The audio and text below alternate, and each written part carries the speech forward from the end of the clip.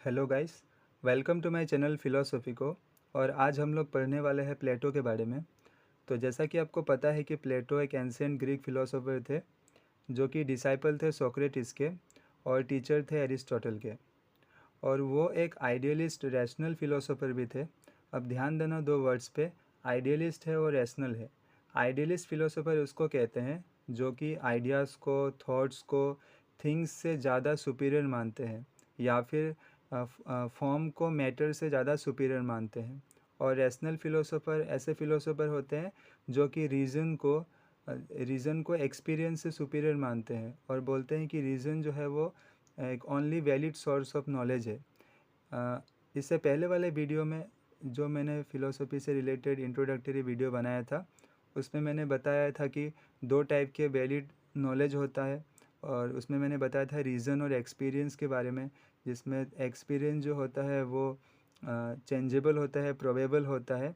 But जो reason होता है वो अनचेंजेबल होता है, वो इटर्नल होता है, वो जो होता है इम्यूटेबल होता है।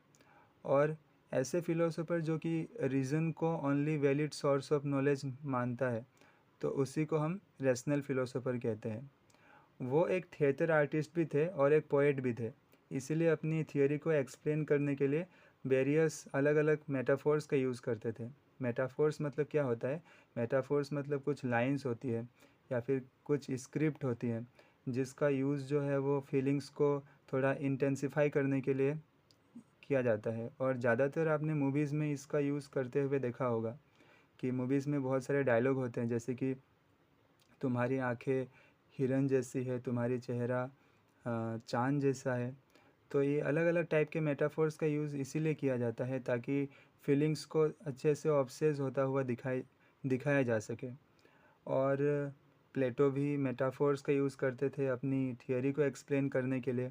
और वो कहते थे कि आइडियाज़ जो होते हैं वो मोल्ड्स होता है, वो सांचा होता है। और जो चीज़ें होती है, जो थिंग्स होती है, वो इसी सांचे का कॉपीज़, इसी मोल्ड्स के कॉपीज़ होते हैं।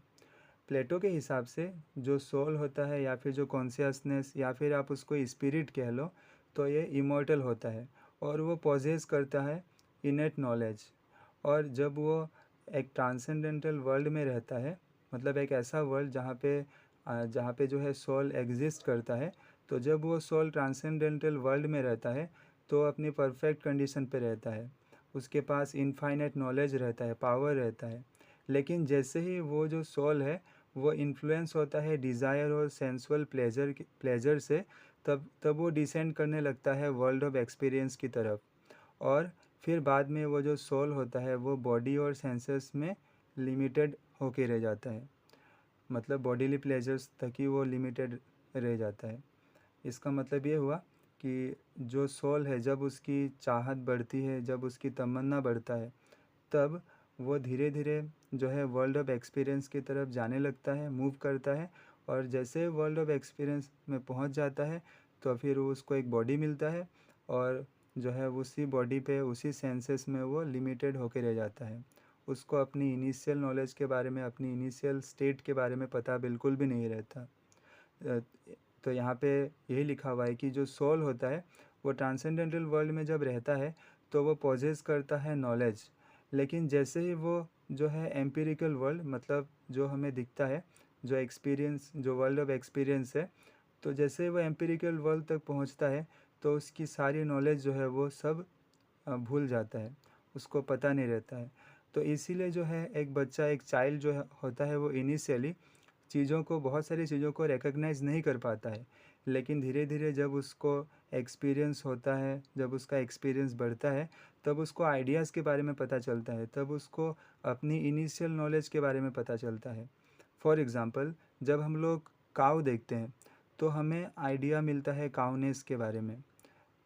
एक्चुअली जो आइडिया ऑफ काउनेस वो पहले से एग्जिस्ट करता है, लेकिन हमें पता नहीं रहता। बट जैसे हम लोग काऊ देखते हैं तो हमें जो है आइडिया ऑफ काउनेस के वजह से वो काऊ हमें दिखाई देता है। प्लेटो के हिसाब से लर्निंग जो होता है वो प्रोसेस होता है रिकलेक्शन का। मतलब जब हम लोग रिकलेक्ट कर लेते हैं अपने इनिशियल नॉलेज को, या फिर जब हमें अपने आइडियाज़ के बारे में पता चलता है, अपनी इनिशियल नॉलेज के बारे में पता चलता है, ट्रांसेंडेंटल वर्ल्ड में हमारे जो इनेंट नॉलेज थी या फिर जो हमारी इनफाइनाइट नॉलेज थी, जब उन सभी नॉलेज को हम रिकलेक्ट कर लेते हैं तो हम कहते हैं कि किसी इंसान का जो लर्निंग है वो पूरी तरीके से कंप्लीट हो गया। वो कहते हैं कि जो प्रॉपर फॉर्म ऑफ एजुकेशन है वो टीचिंग नहीं है, बल्कि राइट क्वेश्चंस पूछना ही जो है प्रॉपर फॉर्म ऑफ एजुकेशन है, और इसी को वो डायलेक्टिव मेथड कहते हैं। और ये उन्होंने सोक्रेटिस से इंस्पायर्ड होकर इसको अपने थियोरी में इंट्रोड्यूस किया था। अभी हम लोग पढ़ेंगे प्लेटो के थियोरी ऑफ आइडियाज़ के बारे में। तो अकॉर्डिंग टू प्लेटो, आइडियाज़ या फॉर्म्स जो होते हैं वो एसेंस होता है किसी भी परसेप्चुअल ऑब्जेक्ट का। परसेप्चुअल ऑब्जेक्ट मतलब ऐसी ऑब्जेक्ट जिसको देखा जा सकता है। और जो आइडियाज़ होते हैं वो एसेंशियल क्वालिटीज़ होते हैं जो कि सारे पर्टिकुलर्स में कॉमन रहता है, एक जैसे ही रहता है। इसका मतलब ये हुआ कि ऐसा थोड़ी ना होता है कि जो आइडिया ऑफ काउनेस है वो सिर्फ ब्लैक काउ में ही रहेगा, ब्लैक काउ में ही एग्जिस्ट करता होगा। ऐसा तो नहीं होता है, वो वाइट काउ में भी हो सकता है। तो इसीलिए चाहे वो कोई भी काउ क्यों ना हो, आइडिया ऑफ काउनेस सारे काउ में एग्जिस्ट करता होगा। फॉर एग्ज़ाम्पल, जो काव है उसको तभी काव मानेंगे जब उसमें एसेंस होगा काउनेस का, जब उसमें आइडिया ऑफ काउनेस होगा।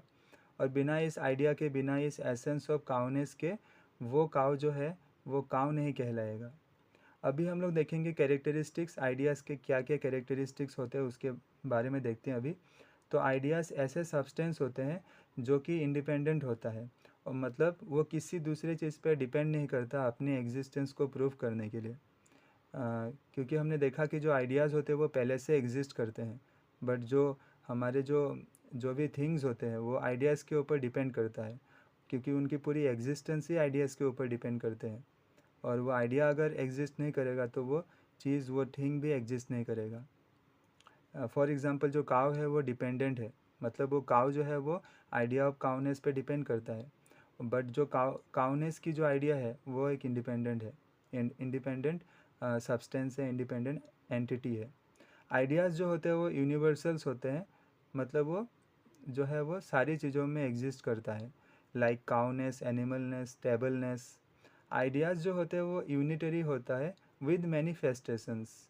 इसका मतलब ये हुआ, आइडिया तो एक ही होगा लेकिन उसको कॉपी किया जा सकता है, उसको इमिटेट किया जा सकता है बहुत सारी अलग चीज़ों में। जैसे फॉर एग्ज़ाम्पल, जो आइडिया ऑफ ब्यूटी है वो बहुत सारी ब्यूटीफुल चीज़ों में हो सकता है, अलग अलग ब्यूटीफुल चीज़ों में उसको इमिटेट, उसको कॉपी किया जा सकता है। और जो भी ब्यूटीफुल चीज़ें होंगी वो आइडिया ऑफ ब्यूटी के साथ पार्टिसिपेट करता है। मतलब जैसे कि कोई फूल हो गया या फिर एक सुंदर सी लड़की हो गई, तो ब्यूटीफुल थिंग्स में जो है हम आइडिया ऑफ ब्यूटी को इमिटेट कर सकते हैं, उसको कॉपी कर सकते हैं। Ideas are one, equal and indivisible. Ideas जो होते हैं एक होता है, एक ही आइडिया एग्जिस्ट करता है जो कि कॉमन होता है सारे पर्टिकुलर्स के लिए, यूनिक होता है काफ़ी, इंडिविजिबल होता है मतलब इसको डिवाइड नहीं किया जा सकता। Ideas are immutable, non composite, pure and simple. Ideas जो होते हैं वो नॉन सेंसिबल हो सकता है या फिर सुपर सेंसिबल हो सकता है। इसका मतलब जो आइडियाज़ होता है उसको हम अपने सेंस ऑर्गन के थ्रू नहीं जान सकते, उसके लिए हमें रैशनल नॉलेज का हेल्प लेना पड़ेगा, रीज़न का हेल्प लेना पड़ेगा। तो इस रैशनल नॉलेज के थ्रू हम उस आइडिया के बारे में जान सकते हैं। आइडियाज़ जो होता है वो परफेक्ट होता है, एब्सोल्यूट होता है, इनवेरिएबल होता है और इम्पेरिशेबल होता है। आइडियाज़ जो होते हैं वो इटर्नल होता है। इसका मतलब ये हुआ कि आइडियाज़ हमेशा हमेशा के लिए एग्जिस्ट करते हैं, बट दो चीज़ें उस आइडिया के ऊपर डिपेंड करता है ताकि उसकी एग्जिस्टेंस हमें जो है प्रूफ हो सके। तो वो चीज़ें जो होती है वो आती है जाती है, लेकिन आइडियाज़ जो होता है हमेशा के लिए एग्जिस्ट करता है। फॉर एग्ज़ाम्पल, जैसे बहुत सारे ब्यूटीफुल चीज़ें आती है चली जाती है, बट जो आइडिया ऑफ ब्यूटी है वो हमेशा हमेशा के लिए कांस्टेंट रहता है। आइडियाज़ जो होता है वो बियॉन्ड होता है स्पेस एंड टाइम के, मतलब आइडियाज़ को जो हम सिर्फ रीज़न के थ्रू जान सकते हैं, और रीज़न को जानने के लिए और रैशनैलिटी तक पहुंचने के लिए हमें स्पेस एंड टाइम की सारी बाउंड्री को तोड़ना पड़ता है। हम इसको और हमें जो एक्सपीरियंस होता है वो सिर्फ हमें एक स्टिमुलेशन देता है, वो सिर्फ हमें एक ओकेज़न प्रोवाइड करता है जिसके मदद से हम रिकलेक्ट कर सकते हैं हमारी आइडियाज़ को। बट जो आइडियाज़ होते हैं वो स्पेस एंड टाइम के बियॉन्ड होता है। उसको जानने के लिए हमें रीज़न और रैशनल नॉलेज का हेल्प लेना पड़ता है। आइडियाज़ जो होता है वो सुपीरियर होता है किसी भी चीज़ में।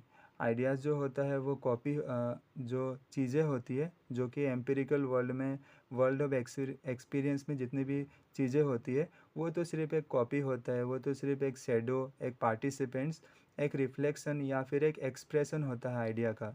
और आइडियाज़ जो होते हैं वो सुपीरियर होता है सारी चीज़ों में। तो आज के लिए बस इतना ही। आशा करता हूँ आपको ये वीडियो अच्छा लगा। आगे जो है हम प्लेटो में इस चैप्टर में हम आगे प्लेटो की जो डाइकोटोमी ऑफ एग्जिस्टेंस है या फिर जो टू वर्ल्ड थियरी है उसको पढ़ेंगे। फिर थियरी ऑफ नॉलेज के बारे में पढ़ेंगे। फिर हम लोग थियरी ऑफ डिवाइडेड लाइन के बारे में पढ़ेंगे। और फिर हम लोग क्रिटिसिज्म पार्ट में आएंगे। फिर इवालुएट करेंगे उनके आइडिया, उनके थियरी को। और इस तरीके से हम हमारी जो प्लेटो का जो चैप्टर है उसको कंप्लीट करेंगे। तो आशा करता हूँ आपको वीडियो अच्छा लगा।